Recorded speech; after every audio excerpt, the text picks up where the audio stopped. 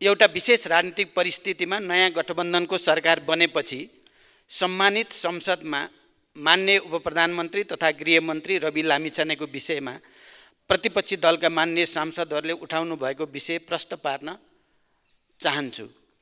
मैले यो विषयलाई गतकालमा पनि मिडिया ट्रायल विभिन्न रूपमा चर्चा परिचर्चा हुँदै आएको थियो, तर यसको गम्भीरता कति हो, कति सत्य हो होइन भन्ने बारेमा त्यति धेरै गम्भीर रूपले हेर्ने स्थिति बनेको थिएन। तर अहिले सदनमा नेपाली कांग्रेस जस्तो लामो संसदीय अनुभव र इतिहास भएको पार्टीले यति गम्भीर रूपले उठाएपछि मैले पनि यसको जवाफ दिनुपर्ने सन्दर्भमा आफैले यसको बारेमा खोजबिन गर्ने, सम्बन्धित सरकारी निकायका रिपोर्टहरू र भनाइहरू चाहिँ अलि गहिरो गरी अध्ययन गर्ने मैले कोसिस गरेँ। त्यसको आधारमा म यो सम्मानित संसदमा आफ्नो कुरा राख्न चाहन्छु। मेरो सरकारको पहिलो प्राथमिकता नै सुशासन रहेको र सुशासन कायम गर्ने विषयमा कुनै पनि सम्झौता नहुने मैले यस सम्मानित सदनमा विश्वासको मत लिने क्रम र अन्य सन्दर्भमा पनि बडो स्पष्टसँग राख्दै आएको छु। सुशासनको सङ्कल्प लिएरै मैले सरकारको नेतृत्व गरेदेखि नै ठुल्ठुला भ्रष्टाचार, सुन तस्करी, जग्गा हिनामिना लगायतका काण्डहरूको छानबिन भइरहेको र यसलाई अझ प्रभावकारी बनाउँदै अगाडि बढेको तथ्य पनि म यो सम्मानित सदनलाई जानकारी गराउन चाहन्छु। यसमा मैले कसैलाई काखा कसैलाई पाखा होइन, दोषी जोसुकै भए पनि त्यो नछुटोस्, निर्दोष नपरोस् भन्ने मान्यतालाई दृढताको साथ पालन गर्दै पनि आएको छु। मैले लामो व्याख्या गर्नु पर्दैन, हालैका सबै घटनाक्रमहरूले पनि त्यो कुरालाई पुष्टि गरिरहेकै छन्। जहाँसम्म मान्य उपप्रधानमन्त्री तथा गृहमन्त्री रवि लामिछानेका विषयमा प्रतिपक्षी दलहरूले उठाउनु भएको कुरा छ, हालसम्मको अनुसन्धानले उहाँ सहकारीको सञ्चालक समिति, लेखा समिति, ऋण समिति, कर्मचारी लगायत कुनै पनि जिम्मेवारी र भूमिकामा नरहेको र अदालतमा विचाराधीन मुद्दामा पनि उहाँ कहीँ कतै जोडिएको देखिएको छैन। सूर्य दर्शन बचत तथा सहकारी संस्थाका 1000 भन्दा बढी बचतकर्ताले आफ्नो रकम हिनामिना गरेको भन्दै 2080 साउन 22 गते गरेको जाहेरी दरखास्तमा कसैको नाम किटिएको थिएन। यो दरखास्त उप प्रहरीले अनुसन्धान गरी बुझाएको प्रतिवेदनका आधारमा सहकारीको रकम हिनामिना गर्ने कार्यमा संलग्न भएको अभियोगमा 19 जनालाई प्रतिवादी कायम गरी कास्की जिल्ला अदालतमा 2080 असोज 18 गते मुद्दा दायर गरेको तथ्य स्पष्ट छ, जुन अदालतमा अझै पनि विचाराधीन छ। ती 19 जना मध्ये 4 जना पक्राउ परेका छन् भने बाँकीको प्रहरीले खोजी गरिरहेको छ। मूल उजुरी परेको 6 महिनापछि माघ 16 गते कास्की जिल्ला प्रहरी कार्यालयमा पूरक जाहेरी दिइएको थियो, जसमा मान्य रवि लामिछाने समेत 18 व्यक्ति तथा कम्पनीलाई विपक्षी बनाई जाहेरी दिइएको थियो। मूल उजुरीपछि थप प्रमाणहरू भेटिएमा पूरक जाहेरी दिई अनुसन्धान गर्ने सकिने प्रावधान हुन्छ नै, तर उक्त जाहेरीमा उहाँ सहकारी हिनामिनामा संलग्न भएको कुनै आधार र प्रमाण केही पनि पेश गरिएको छैन। एक पटक अनुसन्धान सकिएर अदालतमा मुद्दा दायर भइसकेको मुद्दामा यस्तो आधार प्रमाण बिनाको जाहेरी पुनः दर्ता गर्न आवश्यक नै हुँदैन सामान्यतः। त्यसैले प्रहरीले कानुन बमोजिम नै उक्त जाहेरी छुट्टै दर्ता गर्न समेत उपयुक्त ठानेन र दर्ता गरेन। फेरि उहाँको नाममा प्रवाह भएको भनिएको ऋण फर्चुट भएको देखिन आएकोले उहाँको हकमा अनुसन्धान गर्नुपर्ने नदेखिएको भन्ने प्रहरीबाट ब्रिफिङ पनि प्रष्ट शब्दमा भएको थियो। यो विषय उहाँ सरकारमा आउनुभन्दा अगाडिको विषय हो। त्यति बेलाको सरकारमा त अहिलेका प्रतिपक्ष नेपाली कांग्रेस स्वयं सहभागी हुनुहुन्थ्यो। त्यति बेलाको यो विषय हो। मान्य उपप्रधानमन्त्री तथा गृहमन्त्री रवि लामिछानेजीको पार्टी सरकारमा सहभागी हुने चर्चा चलेपछि, सरकारमा सहभागी भएपछि यो विषयलाई संसदको नियमित काम कारबाही प्रभावित हुने गरी उठाउनु कति जायज छ या छैन भन्ने विषय स्वयं प्रतिपक्षी दलका मान्य सदस्यहरूले बुझ्नुपर्ने विषय हो भन्ने मैले ठानेको छु। म फेरि पनि जोड दिएर भन्न चाहन्छु, सुशासन कायम गर्ने सवालमा म कुनै पनि सम्झौता गर्दिन। यसमा आफ्नो पार्टी र अरूको पार्टी भन्ने आग्रह र पूर्वाग्रह पनि मैले राखेको छैन र आउने दिनमा पनि कुनै हालतमा राख्ने छैन। यदि अनुसन्धानबाट केही कैफियत देखिएमा उहाँलाई कारबाही गर्ने कुरामा पनि कसैले रोक्न सक्ने छैन। यो कुरा पनि म प्रष्टसँग राख्न चाहन्छु। मुद्दा बुझाइसक्दासम्म उहाँको नाममा उजुरी निवेदन केही छैन। उजुरी पर्नासाथ राजीनामा दिने हो भने के हुन्छ? ठाडो उजुरी दर्ता हुनासाथ राजीनामा दिने सहमति हामी गर्न सक्छौँ त? होइन, गृहमन्त्रीबाट चाहिँ हटाऊ, मुद्दा प्रभावित हुन्छ भन्न खोज्नु भएको हो भने प्रभावित पार्नेले अर्को मन्त्रालयमा बसे पनि प्रभावित पार्ला, सरकारमा बसे मात्रै पनि प्रभाव पार्न सक्ला। त्यसैले यो विषयलाई राजनीतिकरण नगर्न म अनुरोध गर्न चाहन्छु। लामो संसदीय अभ्यासको अनुभव भएको नेपाली कांग्रेस जस्तो पार्टीले यस्तो विषयलाई अनावश्यक राजनीतिकरण गर्नुभन्दा देशमा विद्यमान अन्य महत्त्वपूर्ण राजनीतिक विषयमा सदनलाई बहसमा ल्याउन म अपिल गर्न चाहन्छु। नेपाली कांग्रेस लगायत प्रतिपक्ष दलका मान्य सदस्यहरूलाई यो विषयमा मैले यति प्रतिबद्धता व्यक्त गरिसकेपछि अब सदन सुचारू गर्न सहयोग गर्नुहुनेछ भन्ने विश्वास पनि म व्यक्त गर्न चाहन्छु। धन्यवाद। मान्य सदस्यहरू, अब प्रतिनिधि सभा नियमावली 2079 को परिच्छेद 9 बमोजिम प्रधानमन्त्रीसँग प्रत्यक्ष प्रश्नोत्तरको लागि सोही नियमावलीको नियम 58 बमोजिम सम्माननीय प्रधानमन्त्रीसँग प्रश्न गर्न 13 जना मान्य सदस्यहरूबाट प्रश्न प्राप्त भएको बेहोरा जानकारी गराउँछु। यस परिच्छेद बमोजिम प्रधानमन्त्रीसँग प्रत्यक्ष प्रश्नोत्तरमा स्पष्टीकरण सोध्ने व्यवस्था नरहेको पनि जानकारी गराउन चाहन्छु। मान्य सदस्यहरू, अब प्रधानमन्त्रीसँग प्रत्यक्ष प्रश्नोत्तर कार्यक्रम प्रारम्भ हुन्छ। सर्वप्रथम प्रश्नकर्ता मान्य श्री गोकुल प्रसाद बाँसकोटालाई सम्माननीय प्रधानमन्त्रीसँग प्रश्न सोध्न अनुमति दिन्छु। सम्माननीय सभामुख महोदय, म सभामुख महोदय मार्फत सम्माननीय प्रधानमन्त्रीज्यूलाई प्रश्न गर्न चाहन्छु। मध्य पहाडी पुष्पलाल लोकमार्ग पहाडी जनजीवनको लाइफलाइनको रूपमा रहेको छ, तर यो लामो भयो। त्यसकारणले यसको पुनर्रेखाङ्कन गरी दूरी छोट्याउनका लागि सुरुङ र भायाडक्ट प्रविधिको समेत प्रयोग गरी आउँदो 5 वर्षभित्र डबल लेनमा यसलाई विस्तार गर्ने योजना सरकारको छ कि छैन, सम्भव छ कि छैन, सरकारको प्रतिबद्धता चाहन्छु। साथै आज ब्रेन ड्रेन नेपाली युवाहरूको भइरहेको छ र पढ्नका निम्ति अरबौं बाहिर गइरहेको छ। अरू देशहरूले ब्रेन गेन गरिरहेको अवस्थामा नेपाली युवा विद्यार्थीहरूलाई आफ्नो देशप्रति विश्वास दिलाउने उद्देश्यसहितले चिनिया राष्ट्रपति सी जिनपिङ आउँदादेखि चर्चामा रहेको Madan Bhandari science and technology university बनाउने कुरा कहाँ पुग्यो?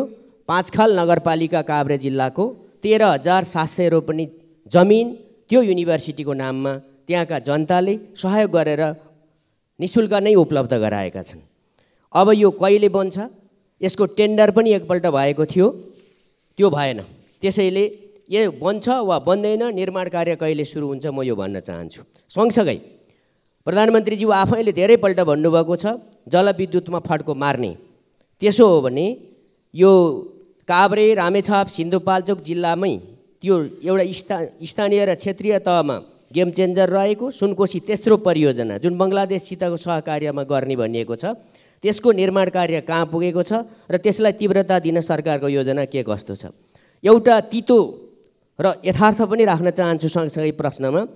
केपी ओली सरकार हुँदा काभ्रे जिल्लाको भुम्लु गाउँपालिकाको 7 र 8 नम्बर वडाका जनताले नापीको समस्याका कारणले वर्षौँदेखि 31 सालदेखि 50 वर्ष भयो आफ्नो कमाई आएको जग्गा नापीको कारणले मात्रै पूर्जा पाउन सकेका छैनन्। त्यहाँ कार्यालय राखिएको थियो र आजसम्म छैन। न उनीहरूले औषधि उपचार गर्न पाउँछन्, न बैंकमा राख्न पाउँछन्। यो समस्या त्यो कार्यालय उठाउने काम पनि अघिल्लो सरकारले गर्यो। अब यो के हुन्छ र कार्यालय किन उठाएको, त्यहाँका जनताले कहिले आफ्नो जमिनको पूर्जा पाउँछन्? धन्यवाद। प्रधानमन्त्रीज्यूको जवाफ चाहन्छु। अब सम्माननीय प्रधानमन्त्री श्री पुष्पकमल दाहाल प्रचण्डलाई उक्त प्रश्नको जवाफ दिन अनुमति दिन्छु। सभामुख महोदय, मान्यज्यूले मध्य पहाडी लोकमार्ग, मदन भण्डारी विश्वविद्यालय, सुनकोशी तेस्रो जलविद्युत परियोजना र जनताले जग्गा धनी प्रमाणपत्र नपाएको विषयमा जिज्ञासा राख्नु भएको छ। पूर्वमा 5 थरको चिवा भन्ज्याङदेखि पश्चिममा बैतडीको झोलाघाटसम्म मध्य पहाडी भूभागलाई यातायात सञ्जालमा जोडी आर्थिक, सामाजिक, सांस्कृतिक, पर्यटकीय, कृषि, ऊर्जा, शैक्षिक लगायत समग्र क्षेत्रको विकास गर्ने मूल रणनीतिक उद्देश्यले मेरो पहिलो प्रधानमन्त्रीत्वको कार्यकालमा 2065 साल फागुन 26 गते मध्य पहाडी लोकमार्ग निर्माणको रेखाङ्कन गरिएको थियो। मध्य पहाडी राजमार्गको कुल लम्बाइ 1879 किलोमिटर मध्ये हालसम्म 1259 किलोमिटर सडक डेडिकेटेड डबल लेनमा स्तरोन्नति भइसकेको छ भने 137वटा पुल मध्ये 33वटा पुल निर्माण सम्पन्न भइसकेको छ। राजमार्गका कतिपय स्थानमा सुरुङ तथा अग्ला पुलहरू निर्माण गरी राजमार्गलाई छोटो र सुरक्षित बनाउने विषय नेपाल सरकारको उच्च प्राथमिकतामा रहेको छ। निर्माण सम्पन्न भइसकेपछि आवश्यक र सम्भव भएका बाँकी स्थानमा डेडिकेटेड डबल लेनमा स्तरोन्नति गरिनेछ।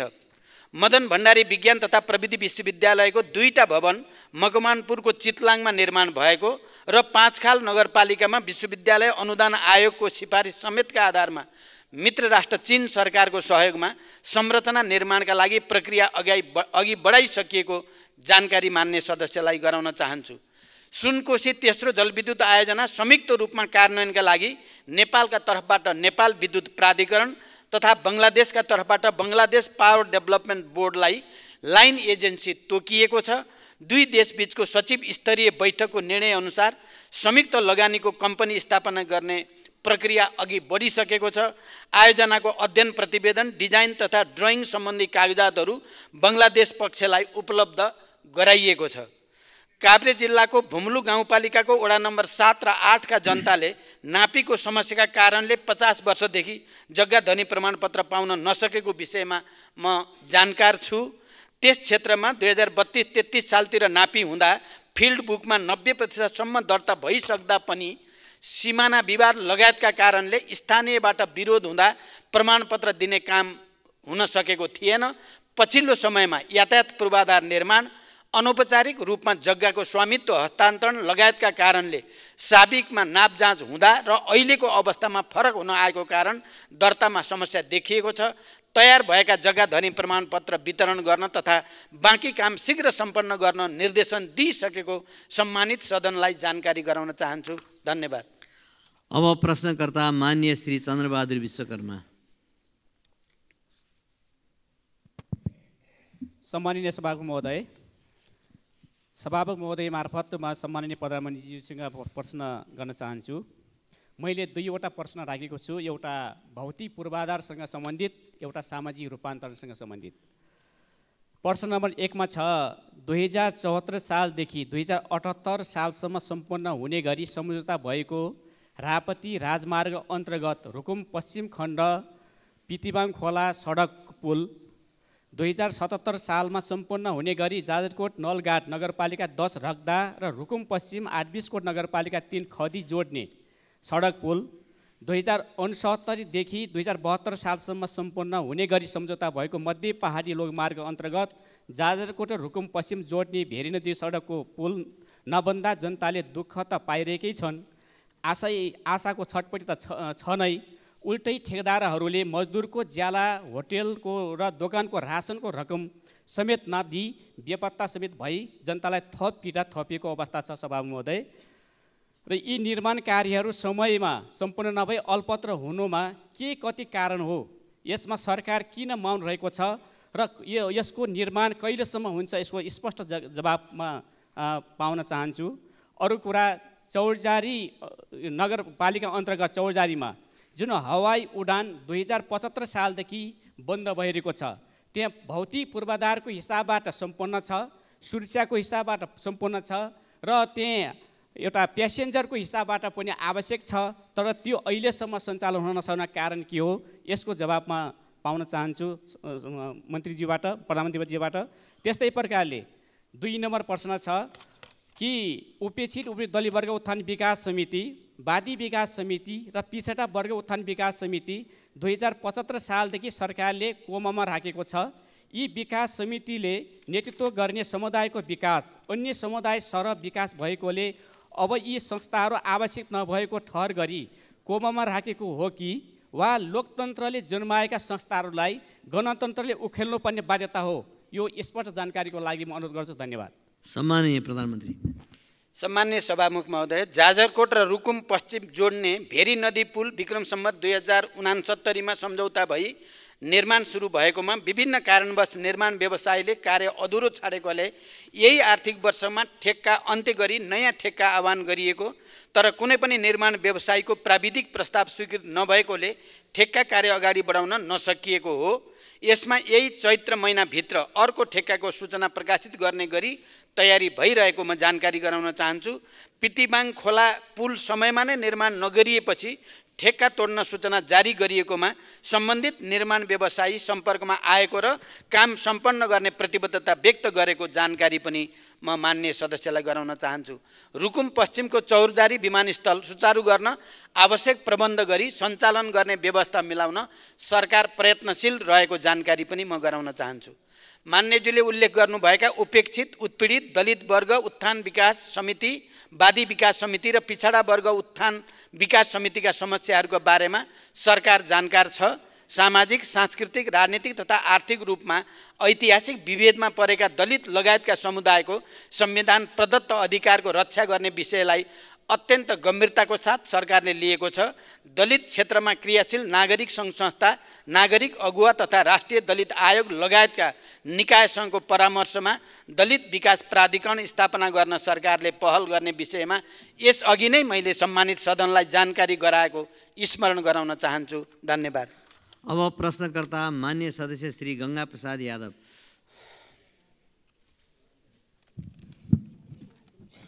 सम्मान्य सभामुख महोदय मार्फत पुनर्गठित मन्त्री परिषदका प्रधानमन्त्रीज्यू लगायत प्रधानमन्त्रीज्यू, मन्त्रीज्यूहरूमा सबभन्दा पहिले सफलताको शुभकामना व्यक्त गर्न चाहन्छु। साथसाथै सभामुखज्यू मार्फत सम्माननीय प्रधानमन्त्रीज्यूलाई मेरा यी 2 प्रश्नहरू रहेका छन्। पहिलो प्रश्न, राष्ट्रपति चुरे संरक्षण कार्यक्रमको बजेट कटौतीका कारण तराई मधेस मरुभूमिमा परिणत भइरहेको छ। तराई मधेसलाई मरुभूमिकरणबाट जोगाउन आगामी योजना के छ? तराई मधेस समृद्धि कार्यक्रम तथा सघन सहरी कार्यक्रममा रकम घटाइएको छ होला कि सडक लगायत तराई मधेस विकासका आयोजनाहरूमा बजेट कटौती गरी तराई मधेसको विकासमा सरकार उदासीन देखिएको हो? दोस्रो प्रश्न, प्रधानमन्त्रीज्यू, मधेसको मूल समस्या दहेज, विभेद, सुशासन, विकास निर्माणमा राज्यबाट हुँदै आएको असमानता, शिक्षा स्वास्थ्यमा व्यापारीकरण, विभिन्न क्षेत्रमा रहेको सिन्डिकेटलाई हटाउन तेस्रो पटक प्रधानमन्त्री भइरहँदा भुइँ मान्छेको मुक्तिको लागि लामो सङ्घर्ष गर्नुभएको तपाईबाट 2 पटक प्रधानमन्त्री हुँदा केही परिवर्तन हुन नसकेको अवस्थामा अब परिवर्तनको आशा गर्ने तपाईसँग के कस्ता नीति र कार्यक्रम छन्? जनताले बुझ्ने भाषामा बताइदिनुहुन्छ कि? धन्यवाद। सम्माननीय प्रधानमन्त्री। सभामुख महोदय, चुरे तराई मधेसको संरक्षण तथा व्यवस्थापन एवं मरुभूमिकरण नियन्त्रणका लागि 2071 सालमा राष्ट्रपति चुरे तराई मधेस संरक्षण विकास समिति गठन गरी राष्ट्रिय गौरवको आयोजनाको रूपमा सञ्चालन भइरहेको तथ्य सबैलाई अवगत नै छ। यस कार्यक्रमलाई अझै प्रभावकारी बनाउन चुरे संरक्षण तथा व्यवस्थापन गुरु योजना परिमार्जन भई स्वीकृतिको प्रक्रियामा रहेको तथ्य पनि सबैलाई जानकारी नै छ। आवश्यकता र प्राथमिकताको आधारमा तिनै तहका सरकारका चालु आर्थिक वर्षको बजेट नघट्ने गरी सम्बोधन गर्न नीतिगत व्यवस्था गरिएको जानकारी पनि म यस सम्मानित सदनलाई गराउन चाहन्छु। यसका साथै चुरे क्षेत्रको संरक्षण र व्यवस्थापनमा जलवायु वित्त परिचालन गरी सञ्चालन भइरहेको चुरे उत्थानशीलता आयोजनालाई अझै सशक्त बनाइनेछ। चुरे क्षेत्रमा 1 करोड बाँस रोपणका लागि अन्तर्राष्ट्रिय विकास साझेदारसँग समन्वय गरी विस्तृत प्रस्ताव तयारीको चरणमा छ। चुरे तराई मधेस क्षेत्रको संरक्षण मार्फत तराई मधेसको मरुभूमिकरण हुनबाट रोक्न चुरेको माथिल्लो तटीय क्षेत्रमा संरक्षण गतिविधिलाई प्राथमिकता दिने गरी कार्य भइरहेको छ। चुरे क्षेत्रबाट गिटी बालुवाको उत्खननलाई व्यवस्थित गर्न एवं चुरे संरक्षणका लागि एकीकृत ऐन तर्जुमा गर्न मन्त्री परिषदबाट सैद्धान्तिक सहमति प्रदान भइसकेको कुरा पनि म जानकारी गराउन चाहन्छु। काठमाडौँ तराई मधेस द्रुत मार्ग प्रमुख प्राथमिकताका साथ निर्माण भइरहेको मान्य सदस्यहरूलाई अवगत नै छ। भौतिक पूर्वाधार तथा यातायात मन्त्रालय अन्तर्गत तराई मधेसको विकासका लागि नेपाल भारत सीमा वारपार रेल पूर्व पश्चिम राजमार्गदेखि सीमा सहरहरूसम्म 6 लेन सडक निर्माण, पूर्व पश्चिम र उत्तर दक्षिण तथा हुलाकी राजमार्ग लगायतका विकास आयोजनाहरू सञ्चालन भइरहेका छन्। हुलाकी राजमार्गको निर्माणमा स्रोत साधनको अभाव हुन नदिई यस राजमार्गको बाँकी पुल तथा सडक खण्डको निर्माण सम्पन्न गर्न सरकार प्रतिबद्ध छ। मधेसका जनताले भोग्नु परेका समस्याका बारेमा सरकार गम्भीर छ। सरकारले मधेसका जनतालाई सामाजिक न्यायको प्रत्याभूति दिन मिटर ब्याज लगायतका सामन्ती शोषणका कैयौँ जालोहरू भत्काउँदै गएको यहाँहरूलाई अवगत नै छ।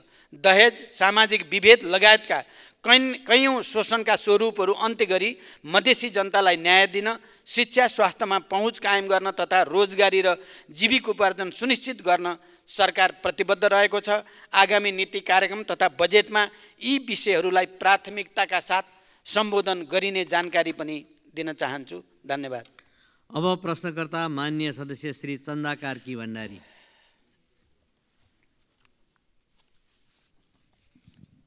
माननीय सभामुखज्यू, हुन त मैले सोध्नुपर्ने प्रश्नको क्वेसन चाहिँ पहिले नै आउट भइसकेको छ। सम्मान्य प्रधानमन्त्रीज्यूलाई मैले प्रश्न सोध्नका लागि मात्रै मैले सोधेको होइन। प्रधानमन्त्रीज्यू, यहाँको ध्यानाकर्षण भएपछि यो कामले पक्कै पनि गति लिन्छ र चाहेमा फत्ते पनि हुन्छ भन्ने विश्वासले मात्रै मैले यो प्रश्न राखेको हुँ। र स्वास्थ्य सबैको लागि सबैभन्दा महत्त्वपूर्ण कुरा हो भनेर म भन्दै आएको छु, कराउँदै आएको छु। तर बुझ्नेलाई यो कुरा गहिरो छ, नबुझ्नेलाई मैले बुझाउन धेरै समय लाग्छ। प्रधानमन्त्रीज्यू, संविधानको धारा 35ले स्वास्थ्यलाई मौलिक हकको अन्तर्गत राखेको छ र यो मौलिक हकको प्रत्याभूति आम नागरिकलाई गराउने सबैभन्दा उपयुक्त माध्यम स्वास्थ्य बिमा कार्यक्रम नै हो भन्ने कुरामा दुई मत छैन। वर्तमान संविधानको धारा 51 जमा पनि नागरिकको स्वास्थ्य बिमा सुनिश्चित गर्ने व्यवस्था मिलाउने कुरा प्रष्ट उल्लेख पनि गरिएको छ।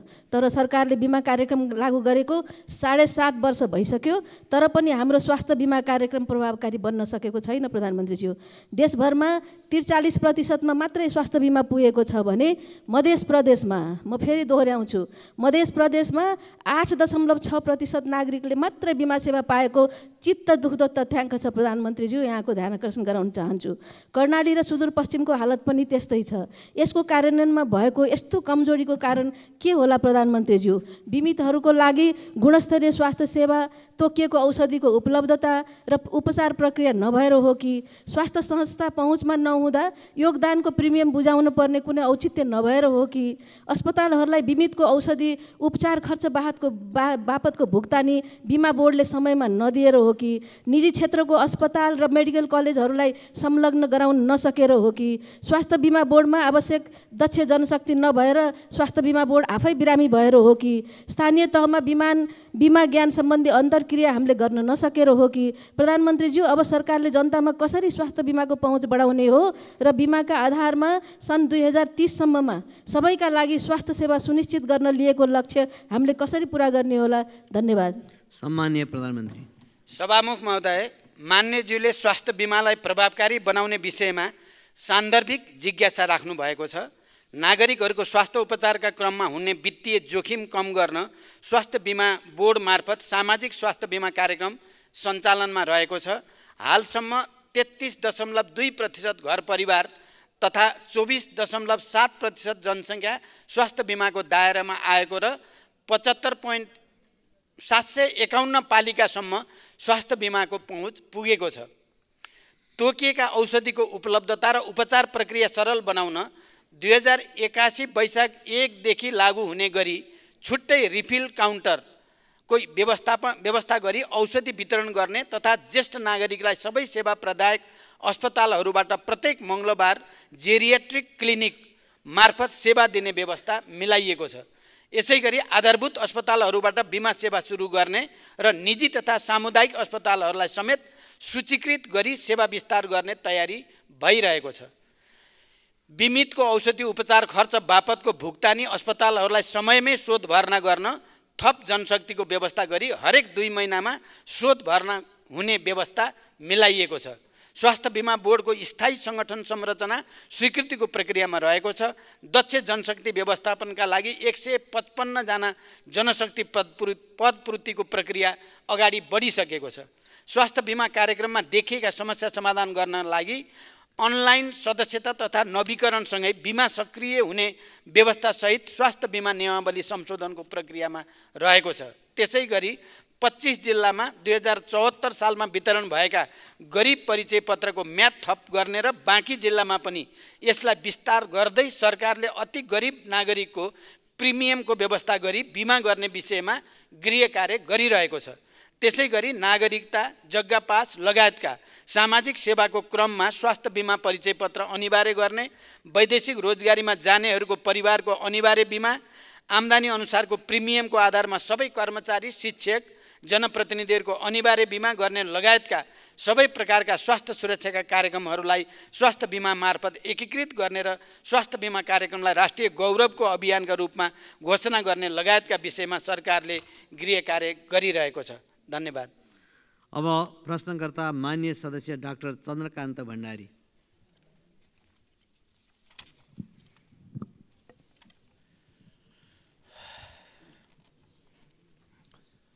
सम्मानीय सभामुख महोदय, सभामुखजी मार्फत सम्मानीय प्रधानमन्त्रीज्यूलाई म केही प्रश्नहरू राख्न चाहन्छु, साथै जिज्ञासा पनि। सम्मानीय प्रधानमन्त्रीज्यू, देशमा आमूल परिवर्तन गरी नयाँ नेपाल बनाउने अभियानका साथ पिछा 2051 सालदेखि देशमा तपाईले नेतृत्व गरेको नयाँ नेपालको अभियानमा त्यो द्वन्द्वमा धेरै मानिसहरूले ज्यान गुमाए, अङ्गभङ्ग भए। यसैलाई आधार मानेर हामीले संविधान बनायौँ। संविधान मात्र होइन, हामीले द्वन्द्वको व्यवस्थापन गर्यौँ। त्यो व्यवस्थापन विश्वको उदाहरण पनि बनेको छ। त्यो अभियानले मुलुकलाई आमूल परिवर्तन गर्नुपर्ने हो, आर्थिक सामाजिक रूपले। र तपाईलाई जनताले धेरै आशा पनि गरेका थिए। तर आज अझ बढी गरिबी, अझ बढी अराजकता, अझ बढी कुशासन, अझ बढी आर्थिक अनुशासनहीनता बढिरहेको छ। भ्रष्टाचारको त हामी कुरै नगरौँ, जुन कुरा मैले हिजो पनि बोलेको छु। तपाईको अनुभावमा यसको समाधानको उपाय के होला? देशमा देखेका परेका यस्ता तमाम समस्याहरू समाधान गर्न तपाईको कार्ययोजना के छ? दोस्रो, नेपालमा वर्षमा झन्डै 50-60 हजार व्यक्तिहरू जलनबाट पीडित हुने गरेका छन्। जलनको उपचार अत्यन्त खर्चिलो र पीडादायक हुन्छ। नेपालमा यसको उपचारको लागि आधुनिक अस्पतालको अभाव मात्र होइन, छैन। गरिबीका कारण विदेशमा उपचार गराउन नसक्ने कयौँ व्यक्तिहरूले मृत्युवरण गर्नु परेको छ। जलनको उपचारका लागि अस्पताल निर्माण गर्न नेपाल सरकारले 2079 फाउनमा निर्णय पनि गरेको थियो।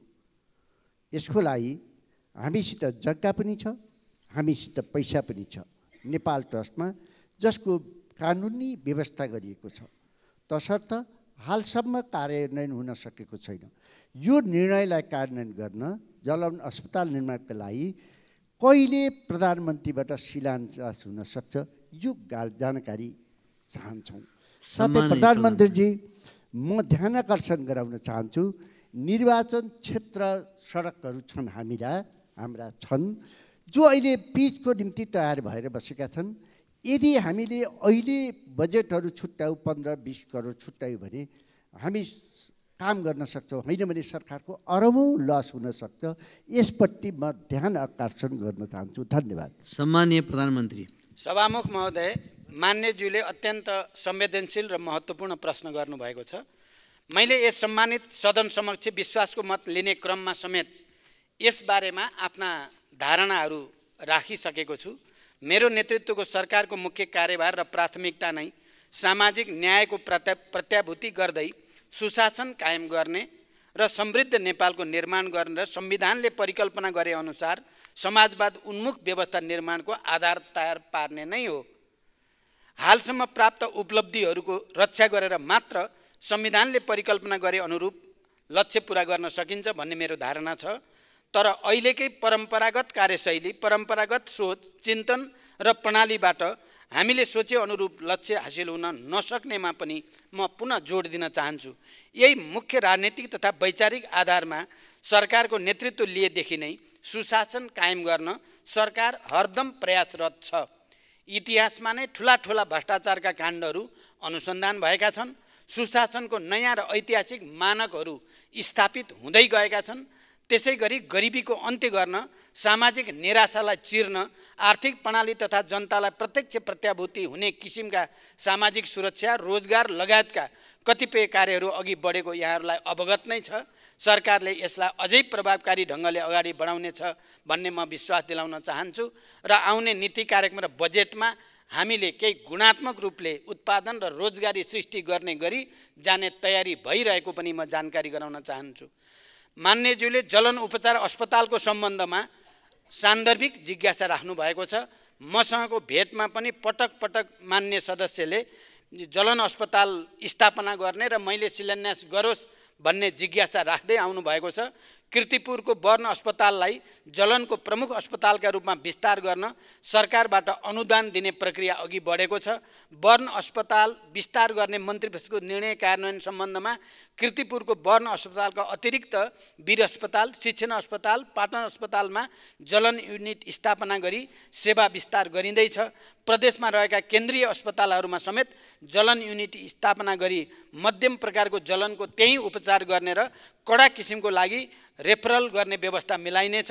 स्वास्थ्य कर्मीहरूलाई जलनको प्राथमिक उपचारको तालिमको व्यवस्था सुरु गरी प्राथमिक उपचार र सम्बन्धित ठाउँमा समयमै प्रेषण गर्ने व्यवस्था मिलाउने र समन्वय गर्ने काम पनि भइरहेको म यस सम्मानित सदन समक्ष जानकारी गराउन चाहन्छु। धन्यवाद। अब प्रश्नकर्ता मान्य सदस्य श्री चन्दा चौधरी। सम्मानीय सभामुख मार्फत सम्मानीय प्रधानमन्त्रीज्यूलाई मेरो प्रश्न। सम्मानीय सभामुख महोदय, सन् 2016मा चिनिया एक्जिम ब्याङ्कसँग 22 अर्ब ऋण लिएर बनाइएको पोखरा अन्तर्राष्ट्रिय विमानस्थलको अहिलेसम्म ऋण 28 अर्बभन्दा बढी पुगिसकेको छ। अबको 13 वर्षमा चिनिया ब्याङ्कलाई सबै सावा ब्याज तिर्न भनी शर्त राखिएको उक्त विमानस्थल बनाउन मात्र हाम्रो आन्तरिक स्रोतबाट जग्गा अधिग्रहणको लागि 9 अर्बभन्दा बढी खर्च भएको छ। यसरी ऋणसहित लगभग 32-33 अर्बमा बनेको अन्तर्राष्ट्रिय विमानस्थल उद्घाटन भएको 14 महिनासम्म पनि कुनै अन्तर्राष्ट्रिय व्यावसायिक उडान नहुनु भनेको कतै यो संरचना हाम्रो लागि ऋण पासो त बनिरहेको छैन। उक्त विमानस्थल सम्मानीय प्रधानमन्त्रीज्यूले नै आजभन्दा 14 महिना अघि उद्घाटन गर्नुभएको थियो र चिनिया इन्भेस्टरले उक्त कार्यक्रममा पोखरा अन्तर्राष्ट्रिय विमानस्थल उहाँको बेल्ट एन्ड रोडको उपहार हो भनेर सार्वजनिक रूपमा भन्नुभएको थियो। 1 वर्ष बित्दा चिनिया ब्याङ्कलाई नै तिर्नुपर्ने सावा ब्याज बढेर हामीले धान्न नसक्ने परियोजनालाई चीनले नै आफ्नो उपहार भने र भन्नु अर्थतन्त्रले धान्नै नसक्ने परियोजनाहरू सञ्चालन गर्नु हो। सम्मानीय प्रधानमन्त्रीज्यू, 1 वर्षमा 4 वटा चार्टर फ्लाइट र त्यहीबाट फर्किँदा एउटा व्यावसायिक उडान भनेर पोखरा अन्तर्राष्ट्रिय विमानस्थलले उडान उक्त 30 अर्बभन्दा बढी ऋण अबको 13 वर्षमा कसरी तिर्न सक्छ? सम्मानीय सभामुखजी मार्फत सम्मानीय प्रधानमन्त्रीजीलाई मेरो यो क्वेसन, उक्त विमानस्थलले सो ऋण आफै तिर्न सक्ने गरी सक्षम बनाउनको लागि सम्मानीय प्रधानमन्त्रीजीको अहिलेको योजना के होला भनेर सम्मानित सदन र जनतालाई जानकारी गराइदिन हुनको लागि हार्दिक अनुरोध गर्दछु। धन्यवाद। जय नेपाल। सम्माननीय प्रधानमन्त्री। सभामुख महोदय, पोखरा विमानस्थलबाट अन्तर्राष्ट्रिय उडान सञ्चालन तथा व्यवस्थापनका लागि सार्वजनिक निजी साझेदारीको आधार तयार गर्न समिति गठन भई कार्य भइरहेको जानकारी गराउन चाहन्छु। समितिको प्रतिवेदनका आधारमा विमानस्थल सञ्चालन तथा अन्तर्राष्ट्रिय उडानका बारेमा आवश्यक व्यवस्था मिलाइनेछ। पोखरा अन्तर्राष्ट्रिय विमानस्थल निर्माणका लागि लिएको ऋणलाई अनुदानका रूपमा रूपान्तरण गर्न कूटनीतिक पहल सुरु गरिएको छ। यससँग जोडिएका वित्तीय व्यवस्थापनका विषयमा आवश्यक समन्वय गरिनेछ। पोखरालाई पर्यटकीय राजधानी घोषणा गरिएसँगै यस विमानस्थलबाट देशका विभिन्न क्षेत्रमा क्षेत्रीय विमानस्थल र अन्य विमानस्थल समेत हवाई सेवा सञ्चालन गरी आन्तरिक पर्यटनको विकास गर्ने कार्य सरकारको प्राथमिकतामा रहेको छ। हालै भएको मेरो चीन भ्रमणका सन्दर्भमा चीनका विभिन्न सहरहरूबाट अन्तर्राष्ट्रिय उडान सिधै पोखरा अन्तर्राष्ट्रिय विमानस्थलमा ल्याउनको लागि छलफल र एउटा सैद्धान्तिक सहमति भएको छ।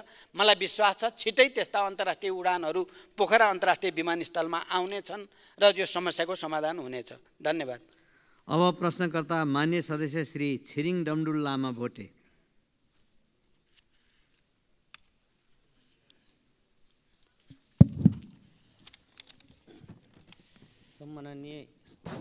सम्माननीय सभामुख महोदय मार्फत सम्माननीय प्रधानमन्त्रीज्यूलाई मेरो जिज्ञासा छ। 21औं शताब्दीमा पनि नेपाली राजनीतिमा अब यहाँ परिवर्तन पटक पटक परिवर्तन हुँदा पनि हालसम्म हिमाली जिल्ला हुम्लालाई राष्ट्रिय सडक सञ्जाल र राष्ट्रिय प्रसारण लाइनसम्म नजोडिनु विडम्बना हो। अब हुम्लामा सडक र विद्युत कहिले जोडिन्छ? 2, कर्णाली कोरिडोर अन्तर्गत खुलालु हिल्सा के अरे सलिसल्ला खण्डको रु 4 अरब 53 करोड बहुवर्षीय ठेक्का पहिलेको अर्थमन्त्रीज्यूले सहमति दिनु भएन, के कारणले हो कि अब नयाँ सरकार र नयाँ अर्थमन्त्रीज्यूले यो गौरवको योजनालाई सहमति दिन्छ कि दिँदैनन्? दिए भने कति समय लाग्छ? अब साथै यो मृत्यु मार्गमा परिचित कर्णाली कोरिडोरलाई जीवन मार्गमा कहिले बदल्छ? हुम्लाको विकास, सिङ्गो हिमाली क्षेत्रको विकास गणतन्त्र नेपालको प्रथम प्रधानमन्त्री र हाल तेस्रो पटकसम्म देशको नेतृत्व भएको बेला हाम्रो पालामा र राम्रो विकास नगरे कसले गर्छ? कहिले हुन्छ? अब के अबको बजेटमा हिमाली क्षेत्रलाई, हुम्लालाई लगायत सबै दुर्गम जिल्लालाई समान बजेट वितरण गर्छ? हुम्लालाई सडक, विद्युत, स्वास्थ्य र शिक्षाको पहुँच केन्द्र सरकार काठमाडौँ सरकारसँग कहिलेसम्म जोडिन्छ? सम्माननीय प्रधानमन्त्रीज्यूलाई मेरो जिज्ञासा यही छ। धन्यवाद। सम्माननीय प्रधानमन्त्री। सभामुख महोदय, हुम्ला जिल्लाको सदरमुकाम सिमीकोटलाई चालु आर्थिक वर्षभित्रै राष्ट्रिय सडक सञ्जालसँग जोड्ने गरी नेपाली सेना र सडक विभाग अन्तर्गत काम भइरहेको जानकारी म गराउन चाहन्छु। कर्णाली कोरिडोर र कर्णाली राजमार्ग समेतको सडकको अवस्था सुधार गर्न आवश्यक बजेट व्यवस्था गरिएको छ। कर्णाली कोरिडोरतर्फ सिमीकोटमा र पिलीचौरमा 2वटा योजना कार्यालय स्थापना गरी काम अगाडि बढिरहेको छ। कर्णाली राजमार्गतर्फ सडक डिभिजन सुर्खेत र जुम्लाबाट काम भइरहेको छ। खुलालु सल्लिसल्ला खण्डको सुधारका लागि बहुवर्षीय योजना ठेक्का गरिने र आगामी आर्थिक वर्षको बजेटमा समेत कर्णाली कोरिडोरलाई उच्च प्राथमिकतामा राखिने जानकारी पनि म मान्य सदस्यलाई गराउन चाहन्छु। कर्णाली प्रदेशका डोल्पा, जुम्ला, मुगु तथा हुम्ला जिल्लामा विद्युतीकरण विस्तारका लागि गत आर्थिक वर्षमा नै ठेक्का व्यवस्था भएको र डिजाइन ड्रइङ स्वीकृति भइसकेको छ। जुम्ला सदरमुकामसम्म 33 केबी प्रसारण लाइन विस्तार भएको र जुम्लाबाट मुगु सदरमुकाम तथा मुगु सदरमुकामबाट हुम्ला जिल्ला सदरमुकाम तथा अन्य स्थानमा समेत विद्युतीकरण गर्न ठेक्का सम्झौता गरिएको छ। निर्माण व्यवसायीबाट आगामी 2 वर्षभित्र 33 केबी क्षमताको प्रसारण लाइन निर्माण सम्पन्न गरी विद्युतीकरण विस्तार गर्ने योजना रहेको बेहोरा समेत म यस सम्मानित सदनलाई जानकारी गराउन चाहन्छु। हुम्ला लगायत पूर्वाधारका दृष्टिले पछाडि परेका कर्णालीका जिल्लाहरूको समग्र पूर्वाधार तथा सामाजिक विकासको विषय सरकारको उच्च प्राथमिकतामा रहेको छ। मान्य सदस्यहरूलाई थाहै छ, मेरो हालै सम्पन्न चीन भ्रमणका सन्दर्भमा हुम्लाको सदरमुकामलाई जोड्ने गरी हिल्सा सिमीकोट सडकको बारेमा एउटा सहमति भएको छ। चीन सरकारले त्यसमा अनुदान सहयोग गर्ने सहमति भइसकेको जानकारी पनि म गराउन चाहन्छु। धन्यवाद। अब प्रश्नकर्ता मान्य सदस्य श्री जनार्दन शर्मा। सम्मान्य सभामुख महोदय मार्फत सम्मान्य प्रधानमन्त्रीलाई म प्रश्न गर्न चाहन्छु। सङ्घीय लोकतान्त्रिक गणतन्त्रको ऐतिहासिक उपलब्धिहरूलाई समाप्त पार्ने आवाजहरू उठिरहेको सन्दर्भ छ। यस्तो अवस्थामा सरकारले संविधान कार्यान्वयन गरी सङ्घीयतालाई प्रभावकारी बनाउन पहल गर्न आवश्यक छ। सङ्घीयतालाई प्रभावकारी बनाउन कानुनहरू निर्माण गर्नमा ढिलाइ भइरहेको छ। यो अवस्थालाई अन्त गरी सङ्घीयता कार्यान्वयनका लागि महत्त्वपूर्ण ऐनहरू निर्माण गरी प्रदेश र स्थानीय तहलाई प्रभावकारी बनाउन आवश्यक छ। यस सन्दर्भमा सरकारले निर्णय गरी कार्यान्वयन गर्न सक्ने कतिपय कामहरू पनि ढिला हुन गइरहेको छ। यस सन्दर्भमा जस्तो प्रदेश प्रहरी समायोजनको कामबारे आलटाल भइरहेको समायोजन कहिले हुन्छ भनेर म सोध्न चाहन्छु। त्यसै गरी अर्को कुरा, यो नेपाल एउटा विभिन्न खालको जोखिममा रहेको छ र भूकम्पको ठुलो जोखिममा छ। जाजरकोटको रामी डाँडा बजाङ डोटीमा गएको भूकम्पले गरेको क्षतिको पुनर्निर्माण गर्न बजेटको व्यवस्था गरी कामहरू कुन मितिबाट प्रारम्भ गरिनेछ भन्ने कुरा प्रश्न पारिदिनु भएमा आभारी हुने थिएँ। धन्यवाद। सम्मान्य प्रधानमन्त्री।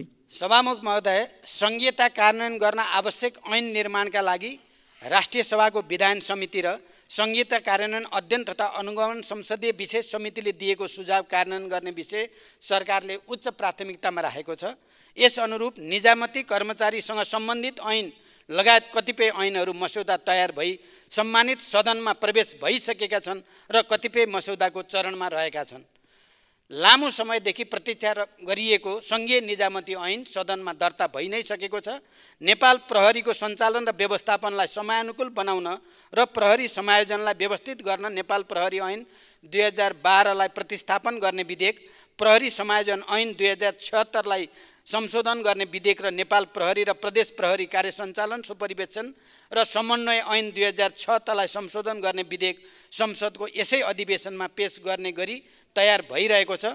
सम्मानित सदनबाट कानुन पारित भए लगत्तै प्रहरी समायोजनको काम तुरन्त अगाडि बढाइने गरी समायोजनको तयारी भइरहेको छ।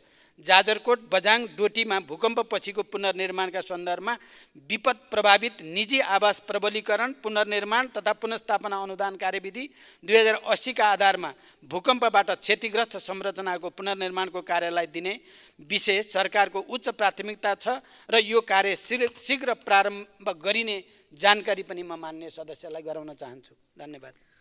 अब प्रश्नकर्ता मान्य सदस्य श्री छविलाल विश्वकर्मा।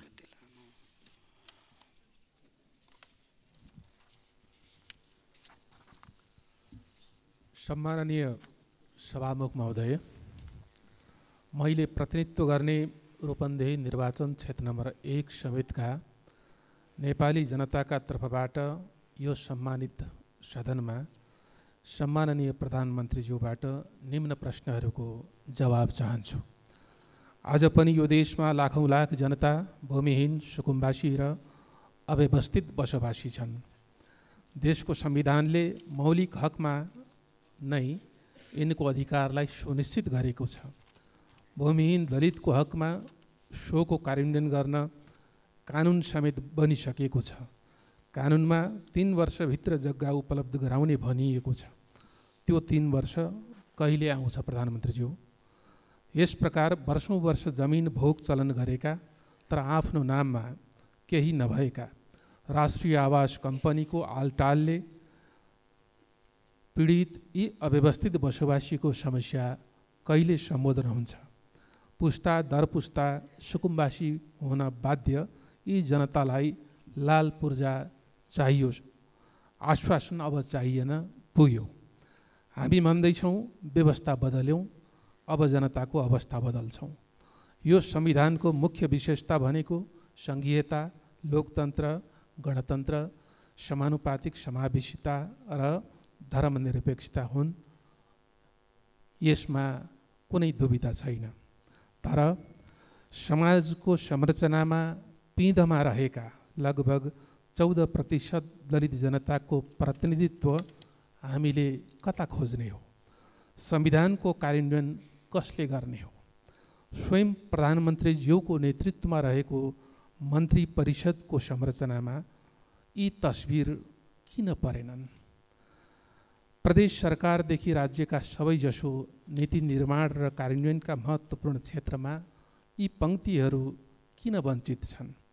देशको संविधान उल्लङ्घन गर्ने अधिकार सम्माननीयज्यूलाई कसले दियो? हरेक पाइला पाइलामा जातपात र छुवाछुतको भेदभावले अन्यायमा पारिएका, हेपिएका तर आफ्नो कला, सिप र श्रमले सिङ्गो समाजको सेवा गर्दै आएका यी दलित जनताले मानव मर्यादा कहिले पाउँछन्? परम्परागत कला र सिपले प्रोत्साहन कहिले पाउँछ? जवाब चाहियो। सम्माननीय सभामुख महोदय, हाम्रो दक्षिणतर्फ छिमेकी भारतसँग लगभग 1800 किलोमिटर खुला सीमा छ। सिमानामा माटोको रक्षा गरेर बसेका नेपाली जनता बिना पोसाकका सिपाही हुन्, रक्षक हुन्, तर ती सताइएका छन्, गरिबीको मारमा तिनै परेका छन्। पारीको पुलिस प्रशासनले अनेक बहानामा दुःख दिएको छ, वारिकाले पनि कम शास्ति दिएका छैनन्। सीमावर्ती जनताको सुरक्षा, विकास पूर्वाधारदेखि तिनको जीवनमा बदलाव ल्याउनका निम्ति सरकारको के योजना छ? महामानव गौतम बुद्धको जन्मस्थल लुम्बिनीको बृहत्तर विकासको गुरु योजनाले कहिले मूर्तता पाउँछ? बुद्ध मावला देवदह र बुद्धकालीन प्राकृतिक सम्पदा रोहिणी नदीको संरक्षण र करिडोर सहितको विकासको पहलमा सरकारले ध्यान नदिँदा बुद्ध जन्मस्थल लुम्बिनीमा आउने विदेशी पर्यटकले त्यस समयको अर्थात् बुद्धकालीन समयको रोहिणी नदी खोज्ने, तर हामीले विद्रूप नदी देखाउनु पर्ने स्थितिको अन्त्य कहिले हुन्छ? सम्माननीयज्यू, हरेक परिवर्तनको लागि योगदान दिने, खास गरी पछिल्लो बेलामा लोकतन्त्र गणतन्त्रको लागि भारत स्थित लाखौँ लाख प्रवासी नेपालीले काम सम्पन्न भएपछि कहिल्यै राज्यबाट स्नेह पाएनन्, सम्बोधन पाएनन्, समस्याको सम्बोधन समेत भएन। उनीहरू भन्छन् खोलो तर्यो, लौरो बिर्स्यो। रोजगारीको सिलसिलामा इजरायल पुगेका कञ्चनपुरका विपिन जोशीलाई इजरायली विद्रोही पक्ष हमासले कब्जामा लिई हालसम्म पनि बेपत्ता बनाएको छ। उनको अवस्था के छ? जवाब पाऊँ। धन्यवाद। सम्माननीय प्रधानमन्त्री। सभामुख महोदय, भूमिहीन दलित, भूमिहीन सुकुम्बासी र अव्यवस्थित बसोबासीको समस्या सम्बोधन गर्न गठित राष्ट्रिय भूमि आयोगबाट हालसम्म 5300 परिवारलाई जग्गा धनी प्रमाणपत्र वितरण गरिसकिएको र 728 स्थानीय तहसँग आयोगले सम्झौता गरिसकेको स्थिति छ। हालसम्म 14,36,400 भन्दा बढी निवेदनहरू सङ्कलन भएकोमा 10,47,122 निवेदन कम्प्युटरमा प्रविष्ट गरिसकिएको छ। आयोगका कार्यहरूलाई प्रभावकारी बनाउन वन ऐन र भूमि सम्बन्धी ऐन संशोधनको प्रक्रिया अगाडि बढाइएको छ र कानुन संशोधनसँगै हालसम्म नाप जाँच र नक्साङ्कन भइसकेका 2,43,561 किता तत्काल उपलब्ध गराउने तयारी आयोगले गरेको जानकारी गराउन चाहन्छु। राष्ट्रिय आवास विकास कम्पनी मार्फत देशका विभिन्न स्थानमा आफ्नो स्वामित्व र भोगाधिकार रहेको फुटकरतर्फ 3,043 बिघा 4 कट्ठा 2 धुर र जग्गा धनी प्रमाणपत्र भएको 172 बिघा 4 कट्ठा 8 धुर गरी कुल 3215 बिघा 8 कट्ठा 10 धुर जग्गामा साबीको पुनर्वास कार्यक्रम अन्तर्गत तत्तत स्थानमा बसोबास गरिरहेका सोबासीहरूलाई गणेरी उपलब्ध गराउने नीति रहेको छ। त्यसअनुसार हालसम्म 207 परिवारलाई गणेरी उपलब्ध गराइएको छ। गणेरी उपलब्ध गराउन बाँकी 12,453 परिवारलाई आवश्यक कानुनी एवं नीतिगत व्यवस्था गरी यथाशीघ्र गणेरी वितरण गरिनेछ। दलितहरूको समग्र विकास र उचित प्रतिनिधित्वको सम्बन्धमा मैले माननीय चन्द्रबहादुर विश्वकर्माले राख्नुभएको जिज्ञासा सम्बोधन गर्ने सन्दर्भमा स्पष्ट पारिसकेको छु। अहिलेको हाम्रो क्याबिनेटमा पनि दलितहरूको प्रतिनिधित्व हुने कुरा पनि म प्रश्न गर्न चाहन्छु। सीमावर्ती क्षेत्रका नागरिकहरू सीमाका रक्षक हुन्। सीमा क्षेत्रका नागरिकको आर्थिक सामाजिक विकासका लागि सरकारले सीमा क्षेत्र विकास कार्यक्रम सञ्चालन गर्ने तयारी गरिरहेको छ। लुम्बिनी बृहत्तर विकास गुरु योजना राष्ट्रिय गौरवको आयोजनाको रूपमा कार्यान्वयन भइरहेको छ। थप सदन स्रोतको व्यवस्था गरी उक्त आयोजना कार्यान्वयनलाई तीव्रता दिइनेछ। लुम्बिनी विकास गुरु योजनाभित्रका सम्पदाहरूको खोजी, उत्खनन र विकास गर्ने कार्यलाई निरन्तरता दिइनेछ। इजरायलमा अध्ययनका लागि गएका नेपाली विद्यार्थी विपिन जोशीको रिहाईका लागि सरकारले निरन्तर प्रयास गरिरहेको छ र सरकारले मध्यस्थकर्ता देशहरू मार्फत समेत निजको रिहाईको लागि संवाद अगाडि बढाएको कुरा पनि म प्रश्नसँग राख्न चाहन्छु। धन्यवाद। अब प्रश्नकर्ता मान्य सदस्य श्री गङ्गा कार्की।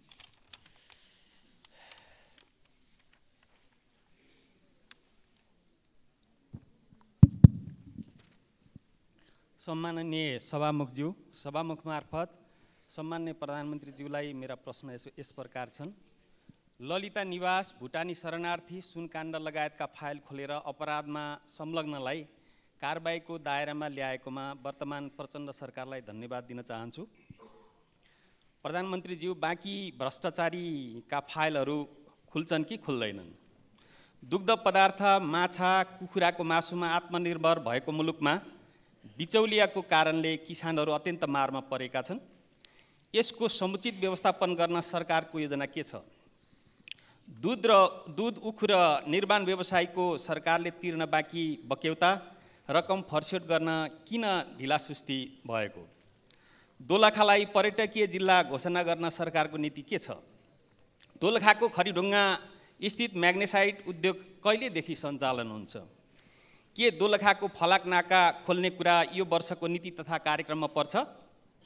तामाकोसी तेस्रो हाइड्रो पावर जलसायुक्त बन्नुपर्छ, नत्र बन्न दिँदैनौ भन्ने कुरामा दोलखालीहरू एकमत छन्। सरकारको योजना के छ? धन्यवाद। सम्माननीय प्रधानमन्त्री। सभामुख महोदय, भ्रष्टाचारको छानबिनको सम्बन्धमा मैले यसअघि नै माननीय चन्द्रकान्त भण्डारीको प्रश्नको जवाफ दिने क्रममा सरकारको धारणा राखिसकेको छु। मेरो नेतृत्वको सरकार गठन भएदेखि नै सरकारले भ्रष्टाचार विरुद्ध शून्य सहनशीलताको नीति लिँदै आएको छ र यो नीति निरन्तर जारी रहनेछ। मिटर ब्याज, भुटानी शरणार्थी, सुन तस्करी, सरकारी जग्गा हिनामेना लगायत जुनसुकै विषय वा क्षेत्रका अपराधिक क्रियाकलापको निष्पक्ष र तथ्यपरक अनुसन्धान तथा छानबिन गरी यस्ता कार्यमा संलग्न व्यक्ति वा समूहलाई कानुनी कारबाहीको दायरामा ल्याउन सरकार दृढ छ। भ्रष्टाचार नियन्त्रण गर्न आवश्यक नीतिगत, कानुनी तथा संस्थागत सुधार गर्ने विषय सरकारको उच्च प्राथमिकतामा रहेको छ। नेपाली कृषकहरूको निरन्तरको प्रयासबाट दूध, माछा र कुखुराको मासु उत्पादनमा देश आत्मनिर्भरताको नजिक पुगेको स्थिति छ। यसलाई स्थायित्व दिन सरकार निरन्तर प्रयत्नशील छ। दूध, माछा र कुखुराको मासुको मूल्य श्रृङ्खलालाई कृषकमुखी बनाउन उद्योगसँग खरिद सम्झौता एवं बाई ब्याक ग्यारेन्टी गरी साझेदारीमा उत्पादन, सङ्कलन, प्रशोधन, भण्डारण तथा बजारीकरणका कार्यक्रमहरू केन्द्रित गरिएका छन्। उखु किसानहरूले प्रोत्साहन अनुदान बापत पाउने गत वर्षको 1 अरब 32 करोड रुपियाँ भुक्तानी गरिसकिएको छ। आर्थिक वर्ष 71-72 को कञ्चनपुर र कपिलवस्तु जिल्लाका उखु किसानको पुरानो बक्यौता सम्बन्धित उद्योगबाटै भुक्तानी गराउन सरकारले समन्वय गरिरहेको छ। किसानलाई तत्काल दूधको मूल्य भुक्तानी गर्न नेपाल सरकारबाट दुग्ध विकास संस्थानलाई 30 करोड ऋणको व्यवस्था गरिएको छ। साथै अन्य उद्योगहरूका लागि आफ्नो उत्पादनलाई धितोमा राखी ब्याङ्क मार्फत ऋण प्रवाह गर्न सहजीकरण गरिएको छ। नेपालका महत्त्वपूर्ण स्थान तथा गन्तव्यलाई पर्यटकीय स्थल तोक्ने नीति अनुरूप दोलखा जिल्लामा रहेका पर्यटकीय गन्तव्यहरूको पहिचान गरी सङ्घ, प्रदेश र स्थानीय तहको समन्वयमा दोलखा जिल्लाको पर्यटन प्रवर्धनका लागि आवश्यक कार्य भइरहेको छ। तामाकोसी तेस्रो जलविद्युत आयोजनाका सन्दर्भमा आयोजनाको विस्तृत अध्ययन तथा डिजाइन कार्यपछि मात्रै आयोजना कुन रूपमा निर्माण गर्ने भन्ने निर्केल हुन्छ। आयोजनाको निर्माण गर्दा राज्यलाई बढीभन्दा बढी लाभ हुने गरी मात्र स्वीकृति दिइनेछ। दोलखाको म्याग्नेसाइट उद्योग सञ्चालनको लागि गठित कार्यदलले दिएको सञ्चालनको विकल्प सहितको प्रतिवेदन कार्यान्वयनका निम्ति अध्ययन भइरहेको छ। उक्त उद्योग सञ्चालनको लागि उद्योग सञ्चालक साझेदारले उद्योगको खानी क्षेत्रको थप अध्ययन गरिरहेको छ। प्राविधिक अध्ययन पश्चात उपयुक्तताको आधारमा उद्योग छिटै सञ्चालन गरिनेछ। दोलखाको फलाका नाका खोल्ने विषयमा मित्रराष्ट्र चीनसँग कूटनीतिक पहल भइरहेको र चीन सरकार सकारात्मक रहेको छ। छिमेकी देशहरूसँग जोडिएका सीमा नाका खोल्ने तथा व्यवस्थित गर्ने विषय सरकारको प्राथमिकतामा छ। निर्माण व्यवसायको बाँकी रकम भुक्तानी गर्ने विषयमा सम्बन्धित मन्त्रालयको माग बमोजिम आवश्यक रकम निकासा एवं भुक्तानी भइरहेको र बाँकी रकम समेत शीघ्र भुक्तानी दिने व्यवस्था मिलाइएको छ। धन्यवाद। अब प्रश्नकर्ता मान्य सदस्य श्री छिरिङ लामा तामाङ।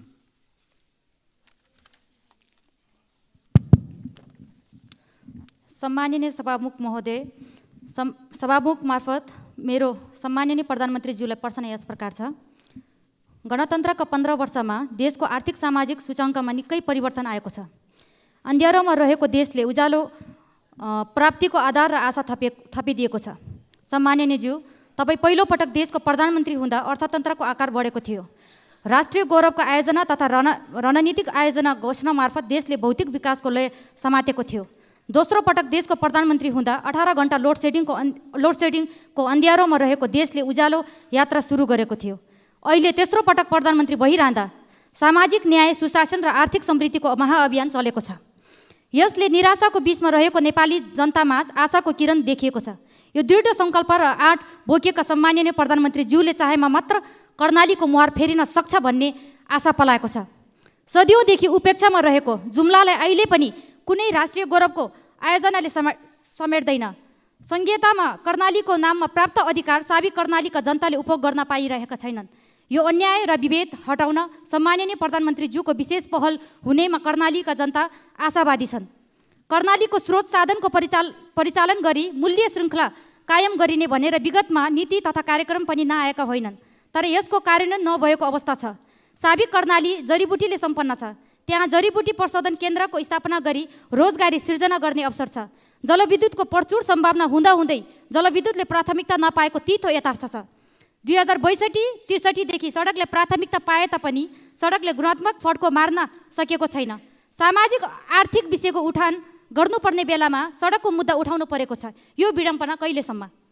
त्यसैले जुम्ला र माथिल्लो कर्णालीको मुहार फेर्ने स्याउ तथा सिमी विकास बोर्डको गठन, जडीबुटी सङ्कलन तथा प्रशोधन केन्द्र स्थापना, जुम्लामा रहेको स्वास्थ्य विज्ञान प्रतिष्ठानलाई नेपालकै मेडिकल क्षेत्रको नमुना शैक्षिक संस्था बनाउन आवश्यक बजेट र पूर्वाधार विकास, जुम्ला एयरपोर्टलाई विस्तार कार्यालयलाई रणनीतिक महत्त्वको रूपमा कहिले अगाडि बढाउनुहुन्छ?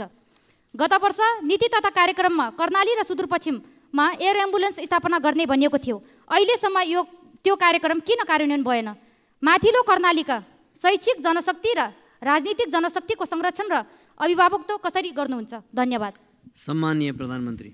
सभामुख महोदय, कर्णाली प्रदेशको आर्थिक तथा सामाजिक रूपान्तरणका विषयमा सरकार गम्भीर छ। कर्णाली लगायतका प्रदेशहरूलाई समृद्ध बनाउन नै हामीले लामो सङ्घर्ष मार्फत सङ्घीय लोकतान्त्रिक गणतन्त्रको स्थापना गरेका हौँ।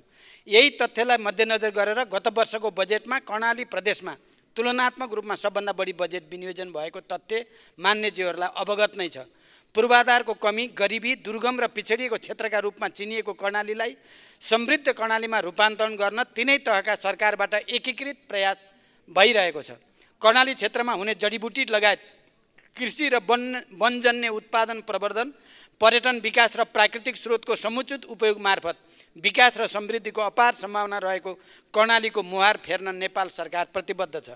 कर्णाली र सुदूरपश्चिम प्रदेश लक्षित एयर एम्बुलेन्स स्थापना गर्ने सम्बन्धमा सरकारले हाल विपदमा परेका नागरिक र गर्भवती महिलाहरूको उद्धारका लागि नेपाली सेनाको हेलिकप्टर 24 घण्टा नै सुर्खेतमा राख्ने व्यवस्था मिलाइएको छ।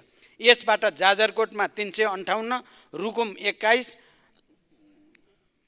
जाजरकोटमा 358, रुकुम 21 जना भूकम्प प्रभावित नागरिकहरूको उद्धार गरिनुको साथै तथा कर्णाली प्रदेशका 221 जना र सुदूरपश्चिम प्रदेशका 107 जना महिलाहरूलाई सेवा प्रदान गरिसकिएको छ। धन्यवाद।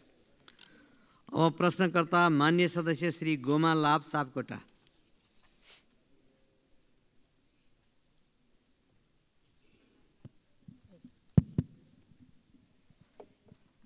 सामान्य सभामुख महोदय, सामान्य सभामुखको ज्यूको अनुमतिले सम्माननीय प्रधानमन्त्रीज्यूसँग मेरो प्रश्न रहेको छ।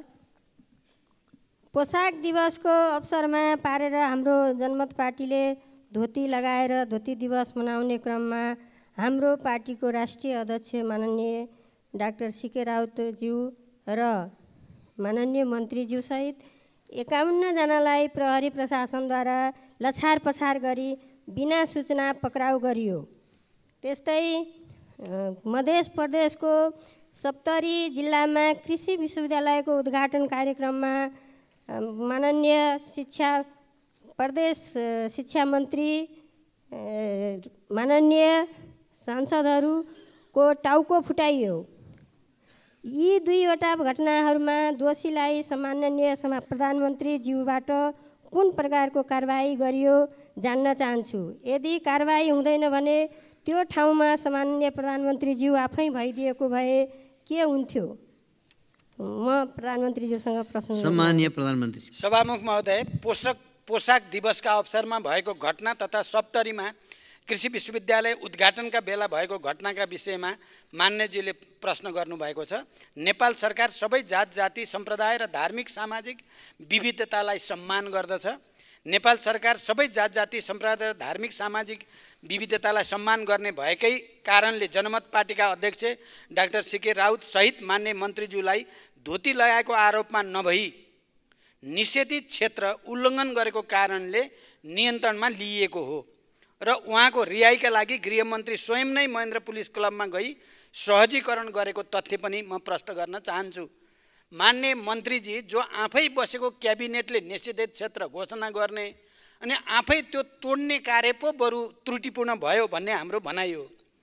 त्यसै गरी मध्य प्रदेश स्थित सप्तरी जिल्लामा कृषि विश्वविद्यालयको उद्घाटनका क्रममा दुई पक्षको सम्भावित भिडन्त रोक्न र शान्ति सुरक्षा कायम गर्ने क्रममा तोकिएको सीमा रेखा पार गरी अघि बढ्न खोज्ने समूहलाई रोक्न सामान्य बल प्रयोग भएको थियो।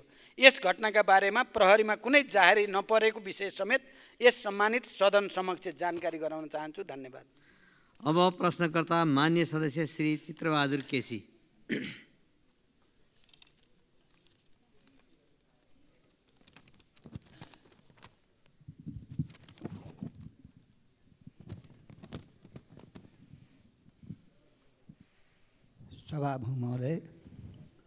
सभामुख महोदय मार्फत सम्मानीय प्रधानमन्त्रीलाई मैले छोटो प्रश्न गर्न चाहन्छु। धेरै लामा प्रश्न भूमिका म बाँधेर उहाँको समय खेर फाल्दिनँ। सम्मानीय प्रधानमन्त्रीज्यू, बागलुङबाट गलकोट सेवा केन्द्र लैजाने प्रतिबद्धता जनाउनु भएकोमा हालसम्म किन कार्यान्वयन भएन? यति हो मेरो प्रश्न। सम्मानीय प्रधानमन्त्रीज्यू। सभामुख महोदय, मान्य चित्रबहादुर केसीजीले पक्कै मलाई पटक पटक बागलुङबाट गलकोट सेवा केन्द्र लैजाने बारे राख्नु भएको छ र मैले त्यसको प्रतिबद्धता पनि व्यक्त गरेको छु। बागलुङ जिल्लाको गलकोटमा इलाका प्रशासन कार्यालय नै स्थापना गर्ने विषयमा सरकारले आवश्यक तयारी गरिरहेको विषय म मान्य सदस्य र यस सम्मानित सदनलाई जानकारी गराउन चाहन्छु। धन्यवाद। मान्य सदस्यहरू, आजको लागि निर्धारण गरिएको प्रधानमन्त्रीसँग प्रत्यक्ष प्रश्नोत्तर सम्बन्धी कार्यक्रम यही समाप्त हुन्छ।